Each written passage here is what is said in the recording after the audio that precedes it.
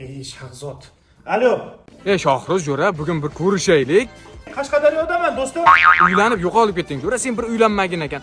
Bugun restoranda o'tiramiz, hamma yeb ichar, tizzagacha yeb ichar bizdan. Hech kundan qaytaman xudo xolasa. Ko'rishamiz albatta. Hamma narsani biz to'laymiz. Shahobiddin bilan jo'ra, unaqa emas-da. Bo'pti. Ya Shohruz qaygasan jo'ray? Nima gap?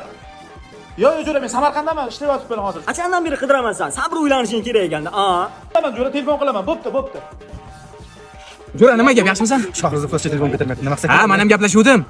Ishdaman, u yoqdaman, bu yoqdaman deb aldayapti. U aniq uyida. O'ylangandan keyin juda ham o'zgarib qolishi bola bor-ku. To'g'ri aytasan. Bitta yo'li bor. Qanday yo'l? Shunday ishxonasiga borish kerak edi, shunday bosib, dachaga olib ketish kerak bu bolani. Juda to'g'ri.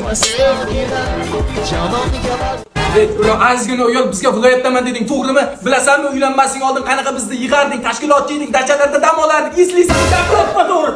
9 yil birga o'qiyapmiz. Qani oqibati? Gaplashsanadi. Ilonni rost chaqtirganimiz esimda yo'qmi aka? Isoqni?